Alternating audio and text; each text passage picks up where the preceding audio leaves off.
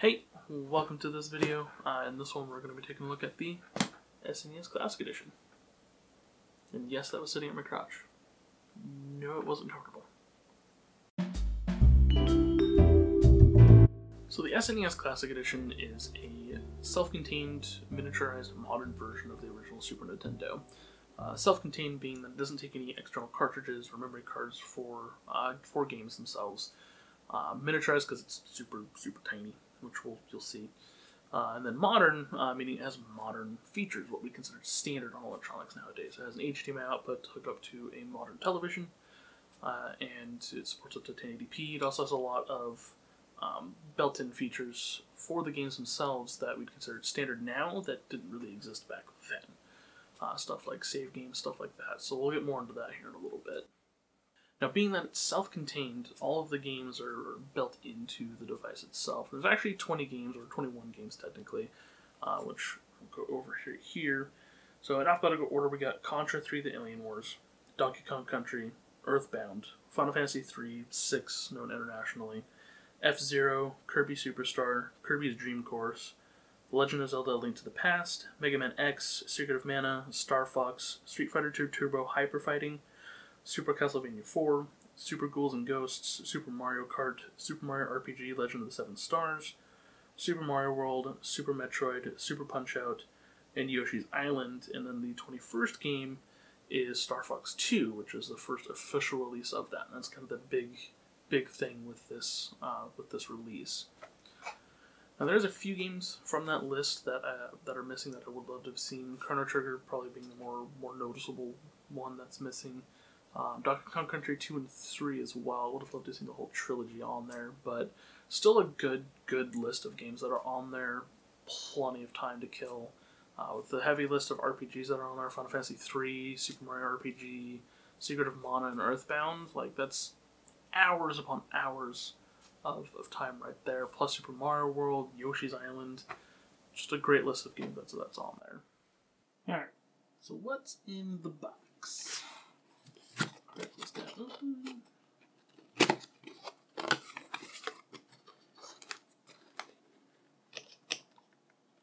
Okay.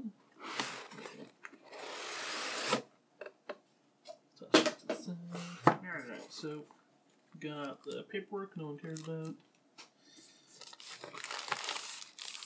We got two of these guys, so we got two controllers in this one. There's the second controller here. Pretty nice that they include two, but that's also why it has the $20 price hike for the other NES Classic Edition. USB wall wart for power.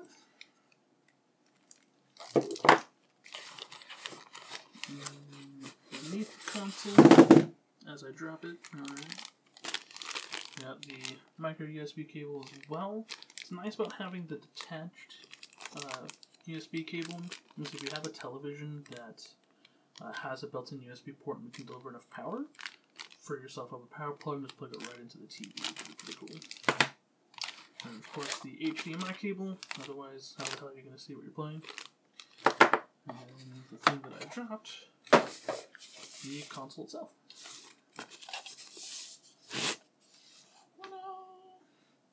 Oops. Get it in frame there. Thing is super tiny. Like, holy crap. But pretty cool. These actually do work. I don't know if the reset button actually does anything or not. The eject button also doesn't do anything. You got the molding there. And leaning at the front, be like, wait. What? How does it plug in? So for those uninformed, Nintendo got clever, and they actually hid a flap. Get it open here. So that actually pulls down to reveal the two controller ports there. Which I think is clever. It's pretty neat, where if you're a collector and you want to actually just display this, it looks just like a Nintendo. And obviously on the back here, your HDMI and micro USB for power. So for comparison here, so this is in original Super Nintendo, actual Super Nintendo. Right there. So I'll show you. this is the SNES Mini, version 2 that came out, my poor yellowy one. And it's quite a bit smaller than the original Super Nintendo. Like, they did a good job miniaturizing that. But obviously it still took cartridges and everything. The SNES Mini, or Classic Edition, like, holy crap. But yeah, they got this thing like spot on identical, which is really cool. Like that purple is like identical. It's pretty amazing, actually. But another comparison just to show you. SNES Mini and then an actual Super Nintendo cartridge. It is the size, like front to back, and almost side to side there. Like the size of a Super Nintendo cartridge. Obviously, the SNES Mini's thicker, but crazy how tiny this thing is. Alright, so after some finagling, finally got this up and going. My HDMI switch and the SNES Classic here do not seem to want to talk to each other correctly. So I found out the SNES Classic actually outputs at 720p. I think I said 1080p earlier. So it is only 720p, and there is no way to change that in the settings or anything here. So it's a hard set at 720, which is actually kind of disappointing. I didn't realize that. And that might be why I was having an issue with my HDMI switch. I ended up having to plug this directly into my capture card to get you the footage you're seeing right now. I'm pretty sure my Switch is supposed to support 720p, but I haven't actually looked into it, so that could be on me there. Either way, this is the main interface for the SNES Classic, so games front and center there, which is kind of nice. Up at the top here, if you push up on the D-pad, you get your menu options here. So display options, you can choose old school CRT filter if you want to make it look like you're playing on a CRT, standard 4:3, or pixel perfect. So pixel perfect will make it look as if it was coming straight out of the SNES, which is pretty neat. And then you also have these different frames, because you're going to get the black bars on the sides with modern displays, and you can choose these to fill in that space. I like the curtains here because it reminds me of Super Mario Bros. 3 on the NES. Standard options here, you can turn this stuff on and off. The gameplay demos, classic demo and stuff is just gameplay footage. It'll play in the background on the home screen when the system goes idle. Screen burn reduction options, you can turn on or off, it's up to you, and then the factory reset options there. Language options, manuals, all that other fun stuff. If we push down on the D-pad here, you get options for the suspend point list. Now the way the suspend points work is kind of dumb in my opinion. You have to actually, like in the middle of gameplay, you actually have to go to the console itself and slide the reset switch on it. And that'll then take you back to the home screen, and that's the only way to go back to the home screen, which is also kind of dumb. There's no button combination that they programmed in. But when it takes you back to the home screen, we'll just go and launch Contra here real quick.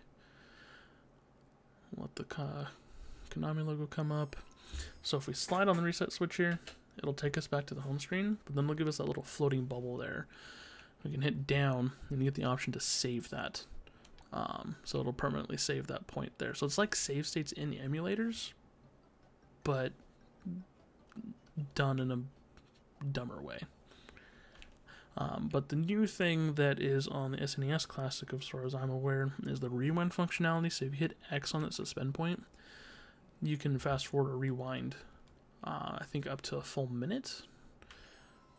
If you screwed up at a point, you can just reset the console real quick, hit that save point, save it, rewind, and go back to where you were. So it works kind of like what save states did on emulators, or do on emulators. You just have to go about it a more roundabout way. But on here too, you can also change the sorting method just by hitting select. So by default, it's on alphabetical order here, or you can change it to be 2-player games first if you got a significant other or friend or something you want to play with. By recently played, so the games you play the most often will be at the beginning of the list here. By times played, by release date, by publisher, and then back to alphabetical. Overall, pretty straightforward interface. The controller also does feel super, super solid. It feels like a Super Nintendo controller, which is amazing. And the one thing I forgot to talk about there, so Star Fox 2 is on here. It shows the option here, but the way you have to unlock it is by playing through the first level of Star Fox here. So you play through that, get through it. This will then unlock, so you can actually play Star Fox 2. So, is the SNES Classic Edition worth picking up? In my opinion, yes. The value is there. With all the games that you get in here, the modern features, it's the $80 is more than worth it. If you were to go out and pick up a Super Nintendo, get an extra controller, get all the games, you're going to be spending hundreds of dollars.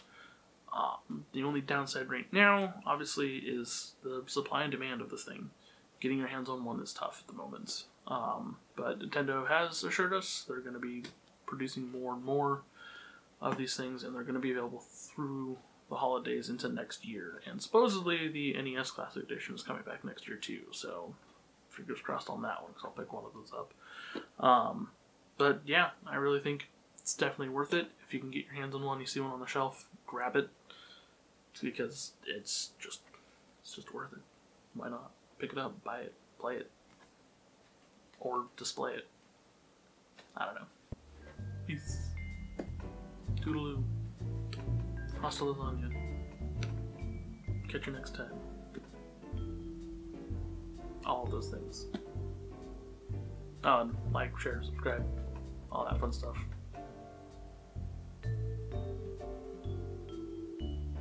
Why are you still here? You should be off the video now. Go watch something else. Or another one of my videos, if there's more up. This will probably be the first one up. I have a bunch of gaming videos. You can go watch those.